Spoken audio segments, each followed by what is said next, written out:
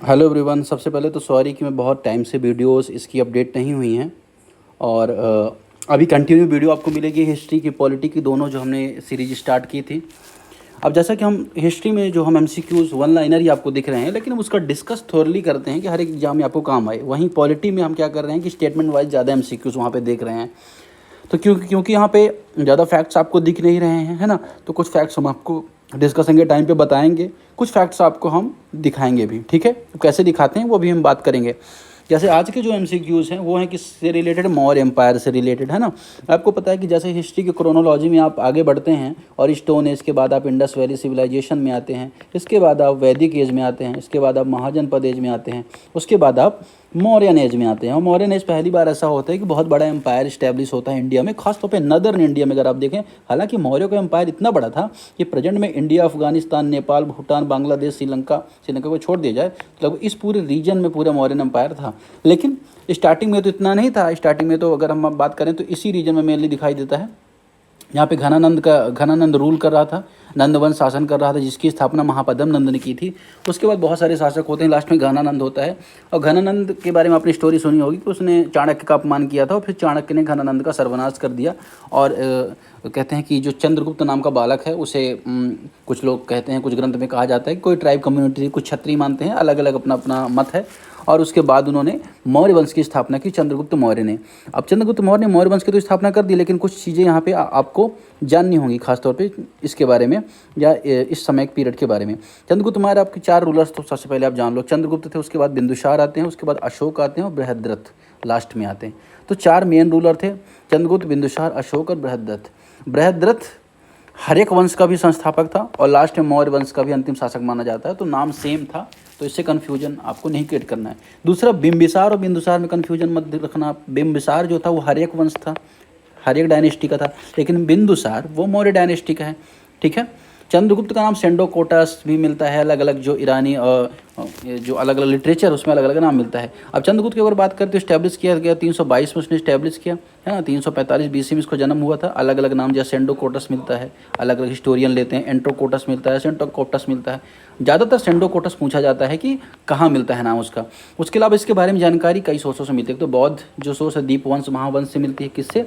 दीपवंश और महावंश, ये इनसे चंद्रगुप्त के बारे में जानकारी मिलती है ना, इस वंश के बारे में, मौर्य वंश के बारे में। दूसरा, कौटिल्य का जो अर्थशास्त्र है उससे भी इसके बारे में जानकारी मिलती है। ठीक है। अब अगर हम बात करें, मेन चीज़ ये है कि सेल्यूकस निकेटर को इन्होंने हराया था। देखिए, सबसे पहले क्या था कि आपको पता होना चाहिए कि जब सिकंदर का आक्रमण हो रहा था, सिकंदर ने आक्रमण किया, चला गया, उसके बाद जो उसका मंत्री था या अगर उसका सेनापति था, उसको ये वाला रीजन उसने दे रखा था, एरिया अराकोसिया जेड रोसिया पेरिपेंस डाई, है ना, अफगानिस्तान में कांधार, काबुल, ये वाला रीजन। वहाँ पे चंद्रगुप्त ने इसको सेल्यूकस निकेटर को हरा दिया और कार्नेलियस उन्होंने शादी कर ली और 4 ये क्षेत्र उसने प्राप्त कर लिए। ये मेन इंपॉर्टेंट चीज़ देखी जाती है। दूसरा, रुद्रदामन का जो जूनागढ़ अभिलेख, उसके बारे में पूछा जाता है कि सबसे पहले अगर हम बात करें झील की मरम्मत किसने करवाई, तो जूनागढ़ में उसके बारे में जानकारी मिलती है। रुद्रदामन का अभिलेख है, संस्कृत में लिखा गया अभिलेख है, सबसे बड़ा अभिलेख है संस्कृत भाषा में। चंपू शैली में लिखा गया। चंपू मीन्स गद्य, मतलब कि स्टोरी फॉर्मेट और जो कहते हैं ना कि सॉन्ग फॉर्मेट कॉम्बिनेशन है, ये बात यहाँ पे देखने को मिलती है। सबसे पहले बात आती है किसने निर्माण करवाया था। पुष्यगुप्त ने इसका निर्माण करवाया था, चंद्रगुप्त के टाइम पे था। फिर अशोक के टाइम पे, रुद्रदामन के टाइम पे क्या हुआ, उसको रिबिल्ड किया गया जाता है। ठीक है, ये चीज़ आपको याद रखें। तो एक और सोर्स इंपॉर्टेंट है, पूछा जाता है, इंडिका से भी मौर्यन एम्पायर के बारे में जानकारी मिलती है। ठीक है। अब आइए एमसीक्यूज देखते हैं कुछ, फिर उसके बाद ये फैक्ट्स भी देखते रहेंगे बीच बीच में। द टर्म ऑफ धम्मा। अब अशोक के बारे में यहाँ पे एमसीक्यू आता है। अब देखिए, स्थापना किसने की थी, चंद्रगुप्त से बनता है क्वेश्चन, सेंडोकोटस से बनता है क्वेश्चन। अब ज़्यादातर जो एमसीक्यूज है वो भी मिलते हैं अशोक के धम्म से, अशोक एम्पायर से देखने को मिलते हैं। अब देखिए, अशोक के बारे में बात करें, जिसको चंड अशोक भी बोला जाता है, वो उज्जैनी में कहते हैं कि मंत्री था। और उसके बाद बिंदुसार के बाद अशोक कहते हैं 99 भाइयों की हत्या करके गद्दियों पर बैठा। अब ऐसा इसलिए भी माना जाता है कि उसने बौद्ध धर्म धारण किया। तो बौद्ध जो लिटरेचर है बताने का प्रयास करते हैं कि देखिए, पहले अशोक इतना ज़्यादा शांत स्वभाव का नहीं था, है ना। बाद में जो बौद्ध धर्म है उसके जब इम्पैक्ट में आया, प्रभाव में आया, उसके बाद उसका जो कहते हैं ना कि बिहेवियर, उसके जो थॉट्स हैं वो डेवलप हुए। तो ये सारा उनका भी रीजन है। अब अगर यहाँ प्रश्न क्या, the term dhamma is propagate for Ashoka primarily emphasise. जो धम्मा है वो किसको एम्फेसाइज करता है प्राइमरली। अब इसका सही आंसर क्या हो जाएगा, social, ethical and moral behaviour. अब देखिए, धम्म क्या थे। आज आप फंडामेंटल ड्यूटीज़ के बारे में देखते हैं, ठीक है ना, डीपीएसपी के बारे में देखते हैं। ये सब क्या है, इसमें इंसान हमारे क्या कर्तव्य होने चाहिए, लोगों के क्या कर्तव्य होने चाहिए, मंत्रियों के भी क्या कर्तव्य होने चाहिए, दोनों के दिखाई देते हैं। डीपीएसपी में आप देखते हैं समान नागरिक संहिता की बात होती है ना, सोशल इक्वलिटी की बात होती है, वो किसके लिए है, गवर्नेंस के लिए। उसी तरह से धम्मा में भी कुछ चीज़ें ऐसी थी, सोशल एथिक्स थे। फिर हमारे क्या बिहेवियर होने चाहिए, माता पिता को लेकर सम्मान कर, माता पिता का आदर करना, गुरुजनों को आदर करना, पशु पक्षियों की रक्षा करना, शिकार ना करना, है ना, ये सारी चीज़ें थी। तो ये धम्मा में उनके जानकारी मिलती है। अलग अलग उन्होंने स्तंभ बनवाए, वहाँ पे अशोक के धम्मा आपको देखने को मिलते हैं। कुछ अगर फैक्ट्स इसके बारे में देखें हम यहाँ पर अशोक के धम्मा को लेकर, गिव मी अ सेकंड। हाँ ये अशोक, अब देखिए अशोक के बारे में कुछ फैक्ट्स भी इंपॉर्टेंट आपको हो जाते हैं। पिता बिंदुसार थे, माता सुभद्रांगी थी, है ना। अब देखिए 4 जगह अशोक के नाम अशोक मिलते हैं, मास्की, गुर्जरा, नेत्तूर, उदयगोलन, तो 4 जगह अशोक नाम मिलता है उनका, ये इंपॉर्टेंट हो जाता है। दूसरा, कंगन हल्ली में उनका रान्यू अशोक नाम देखने को मिलता है। पुराण में अशोक वर्धन कहा गया है उन्हें, ठीक है। तो ये कुछ इंपॉर्टेंट चीज़ें हैं, ये आपको अशोक के बारे में आपको यहाँ पे याद रखनी है, ठीक है। अब हम यहाँ पे बात करते हैं कुछ अशोक की स्तूपों के बारे में। तो ऐसा माना जाता है कि अशोक ने बृहद स्तर पर जो अशोक ने स्तूप बनवाए, उसने अपने पुत्र महेंद्र और पुत्री संघमित्रा को श्रीलंका भी भेजा था, ठीक है। अशोक के टाइम पे 3rd बौद्ध संगीति भी हुई थी, ये भी इंपॉर्टेंट थोड़ा सा हो जाता है, ठीक है। अब देखिए कुछ इंपॉर्टेंट, जैसे अशोक के धम्म 11वें शिलालेख में वर्णित है, 11वें शिलालेख में अशोक के धम्म के बारे में बात होती है, ठीक। और धम्म का मतलब क्या होता है, कोड ऑफ एथिकल रूल्स। तो ये भी कभी कभी एग्जाम में पूछा जाता है कि क्या फुल फॉर्म होता है, क्या नेम होता है, क्या पर्पस था। तो कोड ऑफ एथिकल रूल एक तरह का था, ठीक है। अब ऐसा पूछा जाता है कि अशोक ने सिर्फ बौद्ध धर्म को संरक्षण दिया, बाकियों के प्रति उसने क्या किया, नफरत रखी, है ना, या तो उसने गलत कदम उठाए। तो ऐसा नहीं है, वो सभी धर्म का यहाँ पे सम्मान किया है, धार्मिक सहिष्णुता, रिलीजियस टॉलरेंस देखने को मिलता है। बराबर की पहाड़ियाँ भी, गुफाएं भी आपको देखने को इस टाइम पे मिलती हैं, ठीक है। अशोक ने कलिंग विजय की और 13वें शिलालेख में उसका इंपॉर्टेंस यहाँ पे, तो इसलिए ये 13वां शिलालेख इंपॉर्टेंट है कि इस स्तंभ में कलिंग विजय की बात होती है। उसके बाद अशोक का हृदय परिवर्तन हुआ और धम्म घोष की शुरुआत होती है। भेरी घोष मतलब क्या कि युद्ध की शुरुआत, धम्म घोष मतलब क्या कि शांति की शुरुआत, ठीक है। ये चीज़ आपको यहाँ पे इंपॉर्टेंट है, थोड़ा सा आपको यहाँ पे याद रखना है, ठीक है। अब अगर हम बात करें यहाँ पर आगे MCQs की, which Mauryan king is known as have maintain diplomatic relation Antiochus Syria. तो एंटियोकस से जो बिंदुसार है उसके टाइम पे अगर आप बात करेंगे तो बिंदुसार एंटियोकस, उसने एंटियोकस का जो राजदूत है डायमेकस, वो आया हुआ था, ठीक है। तो बिंदुसार के टाइम पे उन्होंने सीरिया से एंटिकोस से, सीरिया से अगर हम बात करें तो उसने बेहतर रिलेशन रखे थे, तो ये बिंदुसार था। Question number 23, the Arthashastra by Kautilya given detail information, किस बारे में डिटेल इन्फॉर्मेशन मिलती है। अब बुद्धिस्ट मोनेस्टिक, तो ये बुद्धिस्ट मोनेस्टिक की जानकारी मिलेगी नहीं, क्योंकि कौटिल्य खुद ब्राह्मण थे और ब्राह्मण धर्म को सपोर्ट करते थे, वैष्णविज्म को, तो इसके बारे में जानकारी यहाँ पे मिलेगी। मौर्यन आर्किटेक्ट के बारे में कोई ऐसा आर्किटेक्ट बहुत बड़ा यहाँ पे आपको देखने को नहीं मिलेगा, क्योंकि धीरे धीरे इवॉल्व हो रहा था। गुप्त के टाइम पे ज़्यादा आर्किटेक्ट का डेवलपमेंट हुआ एंशिएंट इंडिया में।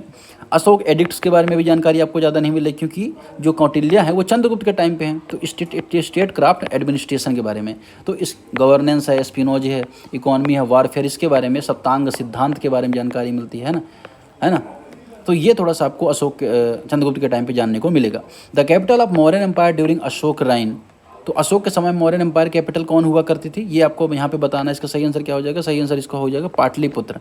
अब पाटलिपुत्र में 3य बौद्ध संगीति भी हुई थी, 3rd बौद्ध समिट हुई थी। मोगलीपुत्र तिस्य ने इसकी अध्यक्षता की थी, किसने, तिस्य ने, क्योंकि तिस्य ने क्या किया था ना, अशोक की दीक्षा भी दी थी, किसकी, बौद्ध धर्म की।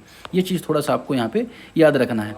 Question 25, which inscription provide the clearest reference of Ashoka personal remorse after the Kalinga war.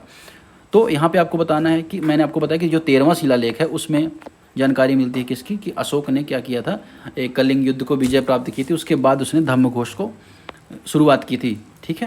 Question number 26, Megasthenes describe Indian society in his work. Megasthenes ने इंडिका जो बुक है उसमें उसने डिस्क्राइब किया है भारतीय समाज के बारे में।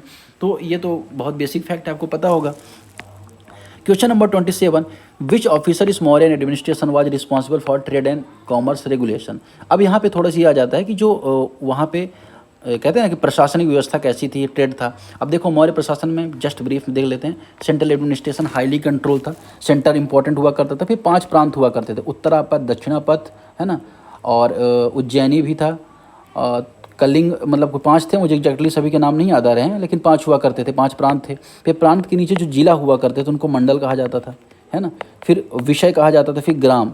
ये तो मतलब कि जो एडमिनिस्ट्रेटिव स्ट्रक्चर हुआ करता था।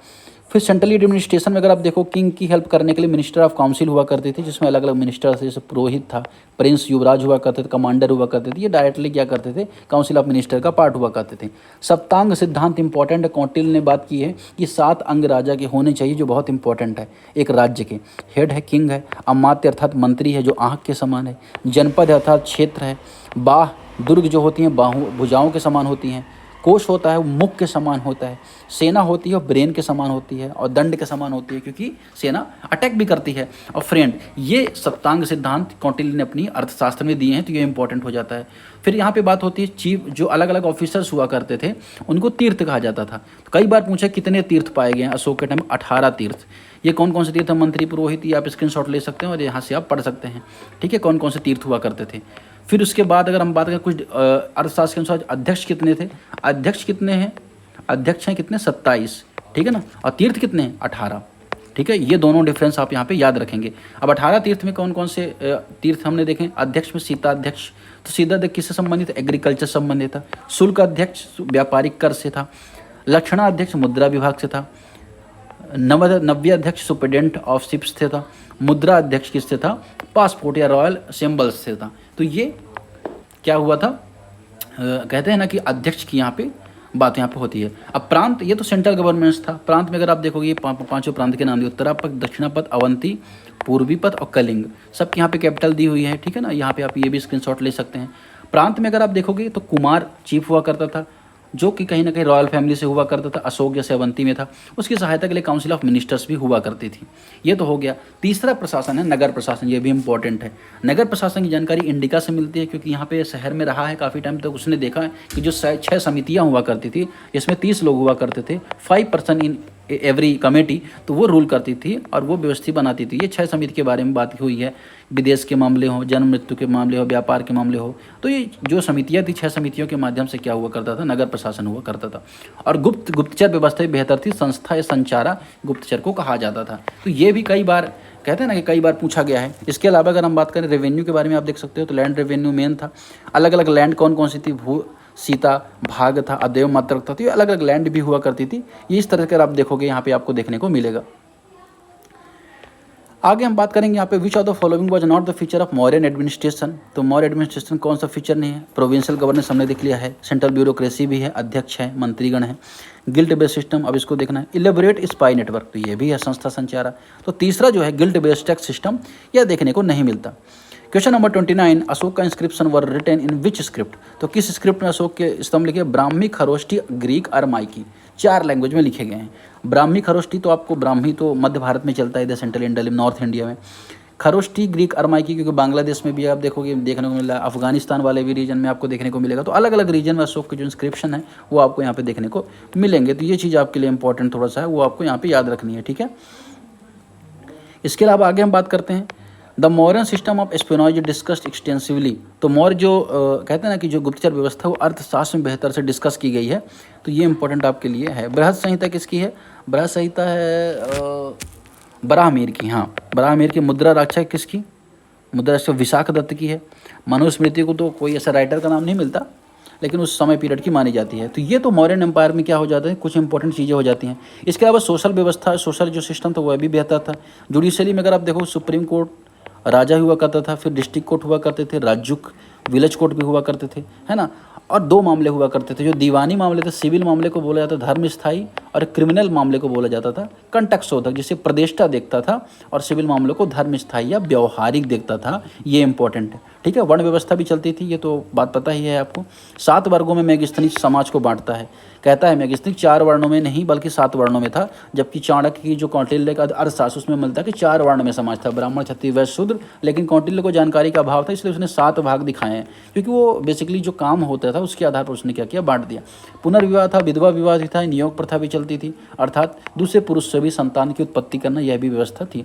जो लंबे समय तक पढ़ाई करती थी वेश्यावृत्ति भी करती थी, या तो कुछ मतलब कि अगर हम बात करें वेद काल में पढ़ाई के संबंध में था, यहाँ पे जो लंबे समय तक वेश्यावृत्ति करती थी स्त्रियाँ, गणिकाओं को रूपा जीवा भी कहा जाता था, ठीक है।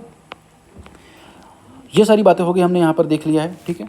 अब हम बात करते हैं किसके बारे में, मौर्यकालीन जो अशोक स्तंभ उसके बारे में थोड़ा सा देख लेते हैं कि लाल बलुआ पत्थर के अशोक हैं। सारनाथ से अभी जो हमने जो कहते हैं ना रुपये में दिखता है आपको, सारनाथ से लिया गया है। 1950 में से राष्ट्रीय प्रतीक बनाया गया और 24 तीलियाँ भारतीय तिरंगे में इसकी दिखाई देती हैं। और जो कहते हैं ना किसी स्तूप का सबसे पहले उल्लेख कहाँ मिलता है, ऋग्वेद में मिलता है। ये भी इंपॉर्टेंट कई बार प्रश्न पूछा गया है, ठीक है। प्राचीनतम स्तूप पिपराहवा को माना जाता है। सांची अशोक का इंपॉर्टेंट स्तूप है जहाँ पे अलग अलग स्ट्रक्चर मिलेंगे, छत्र है, हर्मिका है, अंड है, तोरण है ना, इनक्लोजर वाल है, मेधी है। तो ये अलग अलग स्ट्रक्चर आपको स्तूपा में देखने को मिलेंगे। अब क्योंकि ये क्विक रिवीजन सीरीज है ना, इसके अलावा टॉप 100 टॉपिक की सीरीज भी, उसमें भी हम इस टॉपिक को डिटेल में देखेंगे, लेकिन यहाँ पे हम इस तरह से चीज़ों को देखेंगे, ठीक है। भरूच स्तूप और जो सांची का स्तूप है दोनों इंपॉर्टेंट है। भरूच की स्तूप एलेक्जेंडर कनिंघम ने की थी इनकी खोज, इसलिए थोड़ा सा इंपॉर्टेंट हो जाता है, आपको यहाँ पे याद रखना है। कनिंघम इसलिए इंपॉर्टेंट है क्योंकि पुरातत्व विभाग के जनक भी माने जाते हैं एलेक्जेंडर कनिंघम। स्तूप की संरचना के बारे में यहाँ पे दिया गया, हर्मिका छत्र, ये तो हमने ऑलरेडी देख लिया, ठीक है। ये सारी चीज़ें हो गई इंपॉर्टेंट, ठीक है। अशोक की स्तंभ अगर आप देखोगे शिलालेख तो बृहद शिलालेख और लघु शिलालेख, दो टाइप के शिलालेख देखने को मिलते हैं। स्तंभ लेख मिलते हैं, गुहा लेख। गुहा लेख मतलब केव में, स्तंभ लेख मतलब कि पिलर में, और शिलालेख मतलब रॉक में। तो 3 जगह अशोक के स्तंभ होते थे। इसकी खोज यहाँ पे टी पेंथेलर ने की थी और इनको पढ़ने का श्रेय जेम्स प्रिंसेप को जाता है। ये चीज़ थोड़ा सा आपको यहाँ पे इंपॉर्टेंट है, ये आप यहाँ पे याद रखिएगा। इसके अलावा मैं एक वीडियो बना देता हूँ अशोक के जो शिलालेख उसको, या अशोक के मौर्यन एम्पायर को लेके, उसे भी आप देख लेंगे, लेकिन चैनल सब्सक्राइब कर लें जिससे इंपॉर्टेंट वीडियो आपकी मिस ना हो। Thank you very